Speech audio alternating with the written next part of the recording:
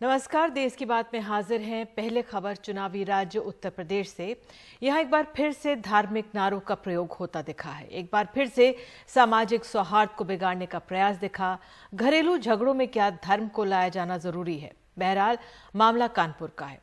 कानपुर में कुछ अतिवादी लोगों ने सरेआम एक मुस्लिम रिक्शे वाले को पीटते हुए जय श्री राम के नारे लगवाए और सड़क पर उसका जुलूस निकाला। कानपुर की एक बस्ती में दो पड़ोसी कुरेशा और रानी के परिवार में बाइक लड़ने से झगड़ा शुरू हुआ था। इसमें कुरेशा ने रानी पर मारपीट की एफआईआर की तो रानी ने कुरेशा के लड़कों पर छेड़छाड़ की एफआईआर की। अब बजरंग दल इसमें कूद पड़ा और उसने वहां जाकर प्रदर्शन किया। पहले रिपोर्ट देखिए।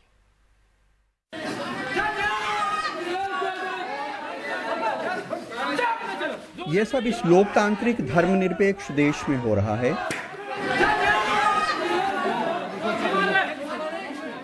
पिटते हुए बाप को बचाती हुई उसकी बच्ची उसे लिपट कर रोती है, लेकिन धर्म के नाम पे ये करने वालों को उस पर रहम नहीं आया। पिटने वाले अफसार पे ना कोई आरोप है, ना उनके खिलाफ कोई एफआईआर। हमलावर कुरेशा बेगम के घर उनके बेटों को पकड़ने गए थे, लेकिन उनके बेटे नहीं मिले। लेकिन सड़क पर उनके देवर अफसार हाथ लग गए। घटना के पहले बजरंग दल ने वहां एक सभा की और ये ऐलान किया, हम हिंदू समाज को आहत नहीं होने देंगे। हम अपने सनातन धर्म को बचाने के लिए स्वयं सक्षम हैं। अगर हमारा हिंदू परिवार किसी भी प्रकार से परेशान रहेगा, हम उसके लिए खड़े हैं। कानपुर के कच्ची बस्ती मोहल्ले में कुरेशा और रानी अगल बगल रहती हैं। यह झगड़ा रानी के दरवाजे में कुरेशा के लड़के की बाइक लड़ने से शुरू हुआ था। 12 जुलाई को कुरेशा ने रानी और उनके पति पर मारपीट की एफआईआर लिखवाई। 31 जुलाई को रानी ने कुरेशा के 3 लड़कों पर छेड़छाड़ की एफआईआर करवाई। बाद में रानी ने आरोप लगाया कि उनकी पड़ोसी कुरेशा उनसे कह रही हैं कि तुम मुसलमान हो जाओ और अपना धर्म हमको 20,000 में बेच दो। लोग कह रहे अपना धर्म छोड़ के हमारे धर्म में आ जाओ। हम नहीं आ रहे तो कह रहे 20,000 रुपया ले लो, धर्म बेच दो। धर्म नहीं बेच रहे तो कह रहे तुमको रहना दुश्वार कर देंगे, वहाँ डरेंगे, जान तो मार देंगे। कहीं इधर से पल्ली नोचते, कहीं उधर से पल्ली नोचते। पुलिस दोनों की एफआईआर दर्ज कर जांच कर रही थी। तभी किसी की राय पर रानी बजरंग दल के लोगों से मिली, जिन्होंने उनकी बस्ती में प्रदर्शन किया। लेकिन कुरेशा कहती हैं कि रानी के दरवाजे से बाइक लड़ने से शुरू हुए झगड़े को सांप्रदायिक रंग दिया जा रहा है। दरवाजा में गाड़ी लड़ जाए तो दरवाजा की गाड़ी लड़ी तो दरवाजे की लड़ाई नहीं लड़ती हैं, वो बिटियन के उखे लड़ाई लड़ती हैं कि ये क्या कहते हैं, हिंदू मुसलमान की लड़ाई लड़ती हैं। वो माँ भरेन कि इनके लड़का वो हम तो कह रहे हमारे धर्म में आ जाओ। पुलिस ने मौके पर पहुंचकर अफसार की जान बचाई और उनकी तरफ से कुछ लोगों पर मारपीट की एफआईआर दर्ज की। एक व्यक्ति के साथ लोग मारपीट कर रहे हैं। जो पीड़ित है उसकी तहरीर के आधार पर कुछ नामजद व कुछ अज्ञात व्यक्तियों के खिलाफ मुकदमा कायम कर लिया गया है। इसमें अग्रिम कानूनी कार्रवाई अमल में लाई जा रही है। ऐसी घटनाओं की 2 बड़ी वजहें लगती हैं। एक तो सोशल मीडिया, कुछ न्यूज़ चैनल्स ने जिस तरह की नफरत और जहर लोगों के दिलों में घोला है, ये उसका नतीजा है। दूसरा ये कि बहुत सारे लोगों को ये लगता है कि अगर वो ये करेंगे तो शायद सियासत में आगे बढ़ जाएंगे। कानपुर में आलम, अरुण अग्रवाल और कैमरामैन राजेश गुप्ता के साथ कमाल खान, एनडीटीवी इंडिया। और हमारे साथ हमारे सहयोगी कमाल खान मौजूद हैं। कमाल, 2 पड़ोसियों की लड़ाई में एक ऐसे शख्स की पिटाई हो जाती है जिसका इस मामले से कुछ भी लेना देना नहीं था, और उसके साथ उसकी छोटी सी बच्ची जिस खौफनाक महसूस वो कर रही होगी जब इस तरह से उसके पिता के साथ बदसलूकी की गई। पहले तो ये बताइए कि वो पीड़िता, वो व्यक्ति कैसे हैं, कहां पर हैं, क्या जानकारी उनके बारे में? नहीं, देखिए, वो जिनकी पिटाई हुई थी वो शख्स अपने घर पे हैं। उनकी बेटी भी घर पे है और वो बहुत ज़्यादा सदमे में है, क्योंकि उनके पिता रिक्शा चलाते हैं, ये रिक्शा चलाते हैं। बच्ची बहुत छोटी है, उसने इसके पहले कभी कोई ऐसी चीज़ नहीं देखी थी कि कोई भीड़, उसके पिता रिक्शा की सवारी छोड़ करके वो अपने घर आ रहे थे और उसने इसके पहले कभी नहीं देखा था कि कोई भीड़ उनके पिता को घेर ले, बिना किसी वजह से उनको मारना शुरू कर दे, इस बुरी तरह पीट रही हो। तो ये सब देख करके बच्ची बहुत ज्यादा सदमे में है। और आप देखिए, इस तरह की जो वजहें हैं एक वाकया हम आपको बताएं, अभी जो दिल्ली में नारे लगाए जा रहे थे आपत्तिजनक एक धर्म के लोगों के खिलाफ, उसमें जब कार्रवाई हुई तो उसके बाद एक संगठन है उसके अध्यक्ष ने हमें फोन किया और कहा कि दिल्ली पुलिस ने जिनको पकड़ा है वो गलत लोग हैं, मुझे पकड़ा जाना चाहिए था, मैं नफरती हूं और मैंने नारे लगाए थे, आप अपने चैनल में बता दीजिए कि मुझे पकड़ा जाए। तो आप सोचिए कि कोई शख्स अपने को नफरती कह रहा है, इसको वो अपने लिए एक तमगा समझ रहा है नफरती होना, वो एक चैनल में फोन करके कह रहा है कि मुझे क्यों नहीं पकड़ा गया, वो गलत खबर दिखा रहे हैं, मैंने नारे लगाए थे, हमें गिरफ्तार किया जाना चाहिए। कुछ सियासी मकसद होगा इसके पीछे, शायद ये कहने के पीछे कहीं लगता होगा कि हम अपनी सियासत में आगे निकल जाएंगे, वरना इसके पहले तो कभी नहीं हुआ था कि कोई आदमी किसी दूसरे के अपराध के लिए वो कहे कि नहीं उसको क्यों पकड़ लिया, मैं नफरती हूं और मैंने नारे लगाए थे और पुलिस से कहो कि वो मुझे पकड़ ले। तो इस तरह की चीजें जो जब समाज में मान्यता जी, आपने जो बात कही कि जो एक सियासी फायदे की बात है, क्या उत्तर प्रदेश में चुनाव आ रहे हैं और इस तरह की सियासी फायदे की घटना क्या बढ़ेगी, और इस तरह के ऐसा होना तो नहीं चाहिए, लेकिन क्या शंका है? देखिए ऐसी चीजें होती रहती हैं, अब प्रिडिक्ट करना बड़ा मुश्किल काम है, लेकिन बहुत बार ये देखा गया है कि ये चीजें जानबूझ के होती हैं। बहुत सारे लोग इस तरह की हरकतें करते हैं ताकि वो प्रचार में आ जाएं, उनको ये लगता है कि हमारा कुछ बिगड़ेगा नहीं, मुकदमा ही होगा, सालों 10 साल 20 साल 25 साल चलता रहेगा, कोई सबूत नहीं मिलेगा। वो गरीब बेचारा ई रिक्शा चलाने वाला आदमी जिसके घर के लोग झोपड़ी में रहते हैं, ये जो झगड़ा है, दो लोग परिवार हैं, दोनों झोपड़ी में रहते हैं, दोनों के घर में दरवाजे नहीं हैं, दरवाजे की जगह पे एक बांस का पर्दा लगाते हैं जिसको लोकल भाषा में ट्रैक्टर कहते हैं। तो एक परिवार की बाइक जो है वो दूसरे के झोपड़ी के ट्रैक्टर से लड़ गई, जो एक ओट लगाई जाती है दरवाजे के ऊपर दरवाजा ना होने पे झोपड़ी में, उससे लड़ गई। उसका ये सारा झगड़ा है और ये झगड़ा यहां तक पहुंच गया है। बिल्कुल कमाल, बहुत दुखद है और इस पर लगातार जानकारी लेते रहेंगे। पुलिस कह रही है कि वो कार्रवाई कर रही है। बहरहाल आप जुड़े, बहुत बहुत शुक्रिया। और उत्तर प्रदेश से जुड़ी हुई अगली खबर भी है। उत्तर प्रदेश के 75 जिलों में से 23 के हाल बाढ़ की वजह से बेहाल हो गए हैं। इन जिलों में करीब 1000 गांव प्रभावित हुए हैं और कई से तो संपर्क ही टूट गया है। सोमवार को अगर 350 गांव प्रभावित थे तो अब 1200 गांव पानी की चपेट में आ गए हैं। पश्चिमी उत्तर प्रदेश में मिर्जापुर, प्रयागराज में 1200% ज्यादा बारिश हुई है। गंगा का जलस्तर बढ़ रहा है। आगे बढ़ने से पहले एक रिपोर्ट देख लेते हैं।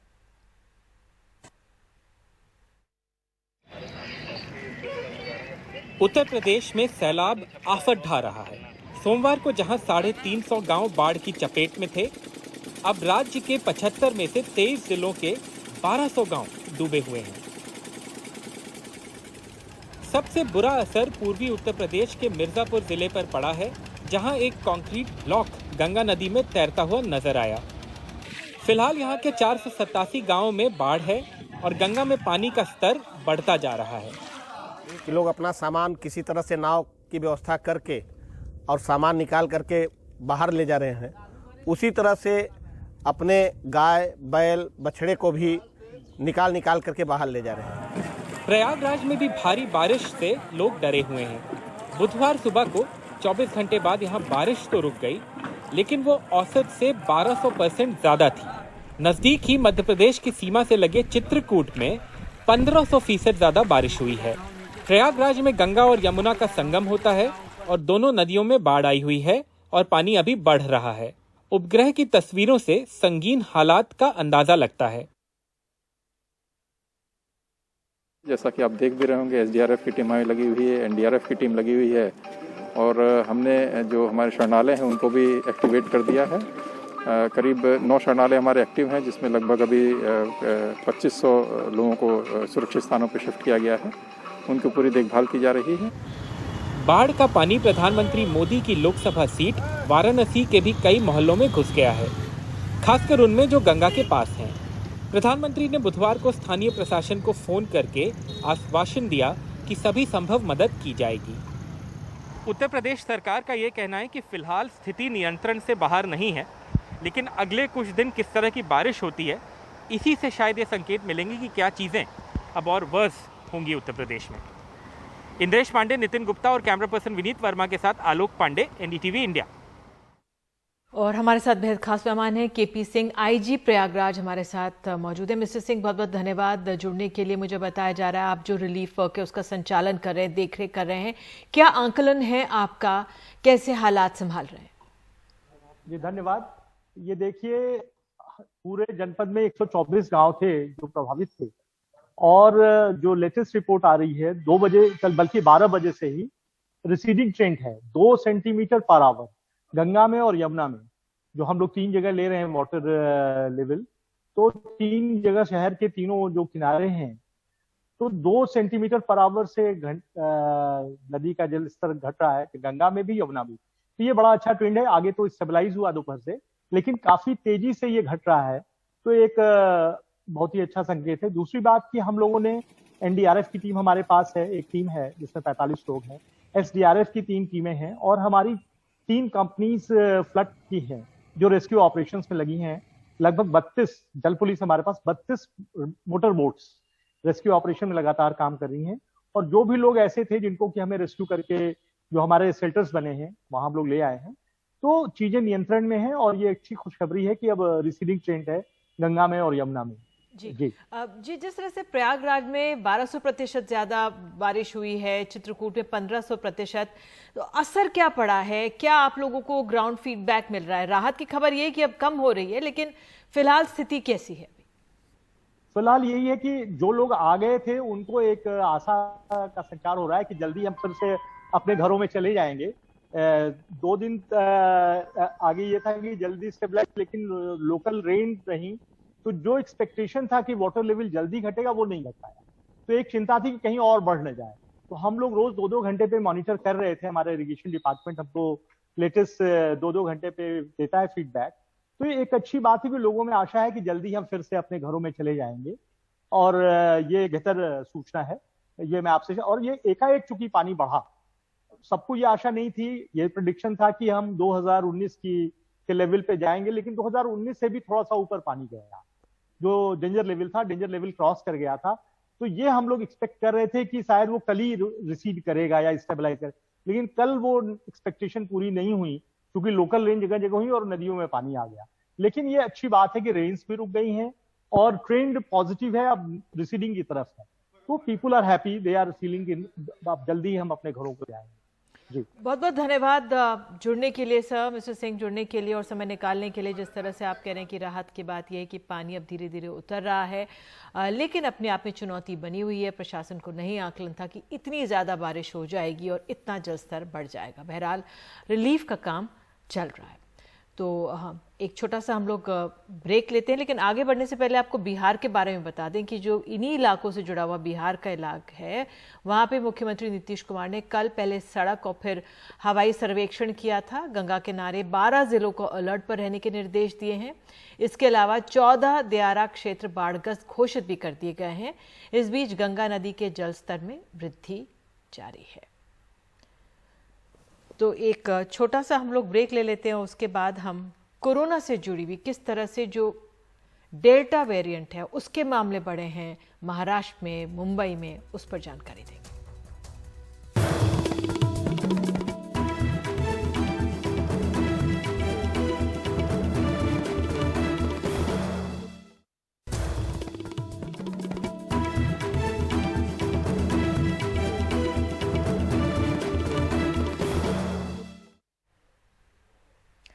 डेल्टा प्लस वेरिएंट के मामले बढ़कर महाराष्ट्र में 65 हो गए हैं। मुंबई में 7 नए डेल्टा प्लस वेरिएंट के मरीज मिले हैं। एहतियातन कोविड जंबो सेंटर को शुरू किया गया है, पर वैक्सीन का अभाव बरकरार है। लोग दुखी होकर वैक्सीनेशन सेंटर से लौट रहे हैं। मुंबई में डेल्टा प्लस के 11 मामलों के बीच वैक्सीन की कमी बरकरार है। मुंबई के सरकारी और बीएमसी के वैक्सीनेशन सेंटर फिर से 2 दिन के लिए बंद हैं और लोग परेशान हैं। फुटबॉल की तरह यहाँ भेजते हैं, उधर से यहाँ भेज रहे। समाज कॉमन पब्लिक के लिए हालत खराब है, क्या करे। 1 हफ्ते से मैं इधर आ रहा हूँ, वैक्सीन नहीं है, कल आओ ऐसे करके बोलते हैं। सेकंड डोज मिल रहा था मगर तभी मैंने लिया नहीं। अभी पैसे देके मुझे मिल रहा है मगर ऐसे नहीं मिल रहा है, फ्री में। एक्चुअली मेरे बहन को पंजाब जाना है, तो अभी उसको वैक्सीन की ज़रूरत है। टिकट कैंसिल हो गया है उसका। अभी उसको वैक्सीन निकालने के लिए बोले उसके 2 छोटे छोटे बच्चे, तो उसको बहुत दिक्कत हो रही है। वैक्सीन की थमी रफ्तार ऐसे वक्त में चिंता बढ़ाती है जब पाबंदियां कम हो रही हैं और डेल्टा प्लस वेरिएंट के मामले बढ़ रहे हैं। महाराष्ट्र में डेल्टा प्लस के 20 नए मरीज आने के बाद कुल मामले बढ़कर 65 तक पहुंच गए हैं। मुंबई में सबसे तेज बढ़ोतरी हुई है। 7 नए मरीजों के बाद अब मुंबई में कुल 11 डेल्टा प्लस मरीज हो गए हैं। 13 जलगांव से हैं, 12 रत्नागिरी से, ठाणे और पुणे में 6-6 मरीज हैं, पालघर में 3, रायगढ़, नांदेड़ और गोंदिया में 2-2 मामले हैं। सिंधुदुर्ग, औरंगाबाद, कोल्हापुर, सांगली, बीड, नंदुरबार, अकोला और चंद्रपुर से 1-1 मामले सामने आए हैं। इन 65 डेल्टा प्लस वेरिएंट मरीजों में से 32 पुरुष हैं और 33 महिलाएं। सबसे ज्यादा 33 डेल्टा प्लस मरीज 19 साल से 45 साल तक के उम्र के हैं। मुंबई के कोविड जंबो सेंटर जो ताउते तूफान के बाद मरम्मत के लिए बंद हुए थे, वो डेल्टा प्लस के बढ़ रहे मामलों और अनलॉकिंग के बीच फिर से शुरू हो रहे हैं। इधर महाराष्ट्र कोविड टास्क फोर्स कहती है कि डेल्टा वेरिएंट और डेल्टा प्लस एक जैसे ही वार करते हैं। एज पर इंस्ट्रक्शंस हमने बीकेसी होल्ड पे रखा था। आज से पेशेंट शुरू हुआ है। एज ऑफ नाउ बीकेसी में कोई डेल्टा वायरस का पेशेंट आया नहीं है। फिर भी जो भी डेल्टा वायरस का पॉजिटिविटी रेट है उस हिसाब से प्रिपेयर्डनेस बोल के BKC jumbo facility phase wise आज से एक्टिवेट किया गया है।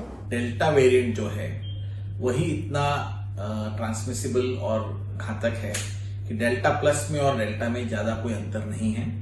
इसीलिए ऑलरेडी हमारी जो सेकेंड वेव थी वो डेल्टा वेरिएंट की थी और उसमें से हम अभी करीब करीब बाहर निकल रहे हैं। मेरे ख्याल से इस वक्त जो है हमें टेस्टिंग और ट्रेसिंग ये दोनों बहुत जरूरी बढ़ाना है।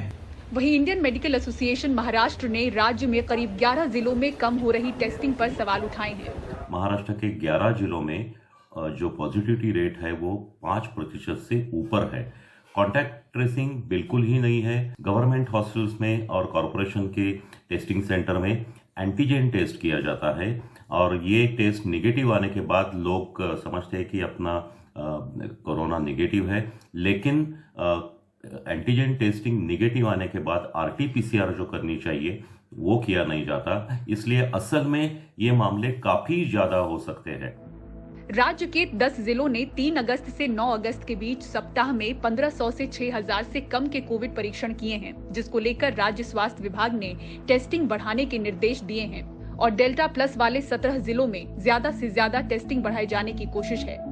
मुंबई से पूजा भारद्वाज, एनडीटीवी इंडिया। कर्नाटक में ब्रेक थ्रू इन्फेक्शन तेजी से बढ़ रहा है। वैक्सीन की 1 या 2 डोज लेने के बाद भी संक्रमण हो तो उसे ब्रेक थ्रू इन्फेक्शन कहते हैं। ब्रेक थ्रू इन्फेक्शन के अब तक 12,000 मामले कर्नाटक में आ चुके हैं। कर्नाटक की तकरीबन 6.25 करोड़ की आबादी में से लगभग 77 लाख लोगों ने वैक्सीन की दूसरी डोज ले ली। 12,000 लोग ऐसे हैं जिन्होंने 1 या दोनों डोज वैक्सीन की ली है, जिसके बावजूद उन्हें कोविड का संक्रमण हुआ, जो ब्रेक थ्रू इन्फेक्शन के नाम से जाना जाता है। कर्नाटक में 12,000 के ऊपर केसेस अभी रजिस्टर्ड हो गया है, पता चल गया है। मगर दूसरी बात क्या है ना, इधर जब भी हम टेस्टिंग के लिए भेजते हैं वो आईसीएमआर उसमें वैक्सीनेशन के बारे में क्लियरली वो हम दर्ज नहीं कर सकते। जिसका वैक्सीनेशन हुआ है नहीं हुआ है उसको थोड़ा मॉडिफाई करना पड़ेगा हमको। जब भी हम आरटी-पीसीआर के लिए भेजते हैं उसमें जरूरी ये लिखना है बंदे को वैक्सीनेशन हुआ था या 1 डोज हुआ था, 2 डोज हुआ था और कौन सा वैक्सीन लिया है, वो अगर हम कलेक्ट कर सकते हैं तो ज़्यादा फायदा है। कोरोना वायरस का स्वरूप और प्रकृति बदल रहा है। ऐसे में ब्रेक थ्रू इन्फेक्शन किस वायरस की वजह से हो रहा है ये जानना जरूरी है।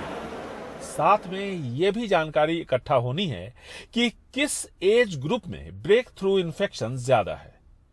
कोमॉर्बिडिटी कहीं इसकी वजह तो नहीं।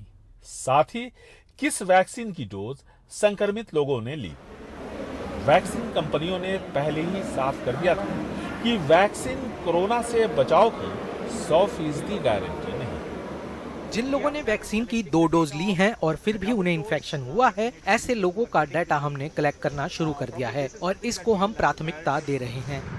अब जबकि 12,000 से ज्यादा मामले ब्रेक थ्रू इन्फेक्शन के सामने आ चुके हैं, तब सरकार की नींद खुली है। अब डाटा कलेक्शन शुरू हुआ है और जीनोमिक सीक्वेंसिंग भी, ताकि ब्रेक थ्रू इन्फेक्शन के लिए जिम्मेदार वायरस की पूरी जानकारी इकट्ठा की जा सके।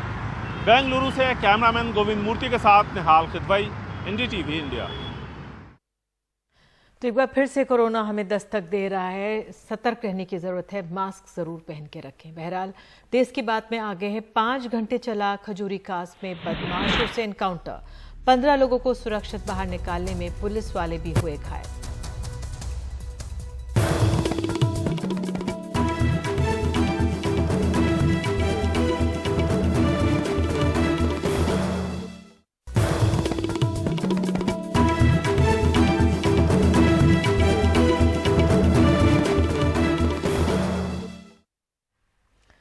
आज तड़के दिल्ली पुलिस ने लगभग 5 घंटे चले एनकाउंटर में 2 बदमाशों को मार गिराया है। ये दोनों दिल्ली के खजूरी खास की घनी बस्ती में एक मकान में छुपे हुए थे।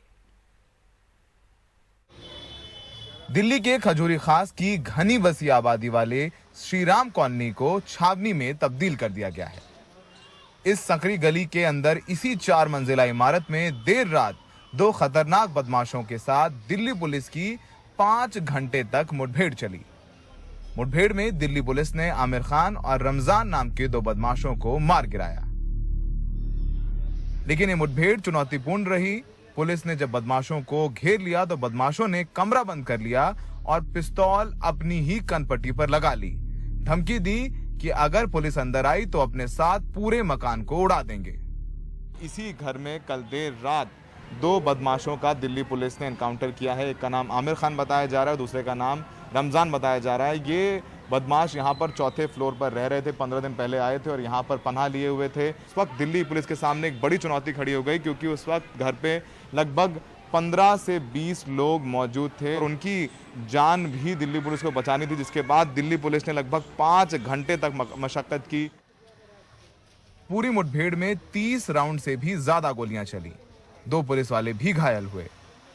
जिस कमरे में इन्होंने अपने आप को लॉक किया था अंदर से, इसके जस्ट बगल में बच्चों जो एक फैमिली है उनमें बच्चे थे, और उसी में जब इन्होंने खिड़की से फायर किया था तो वो उस फैमिली को भी बचना हुआ था। By God's grace they were saved. और पुलिस की टीम की सूझबूझ का मैं तारीफ करना चाहूँगा कि उन्होंने बहुत ही तरीके से परसुएट करते हुए पूरा बिल्डिंग के लोगों को इवैक्यूएट किया, और बाय गॉड्स ग्रेस हमारे दोनों साथी भी ठीक हैं। बदमाशों के कमरे से पुलिस ने गोला बारूद भी बरामद किया है। स्वतंत्रता दिवस से ठीक पहले हुई इस घटना के बाद पूरी दिल्ली में चौकसी और बढ़ा दी गई है। नई दिल्ली से सुशील राठी के साथ सौरभ शुक्ला, एनडीटीवी इंडिया।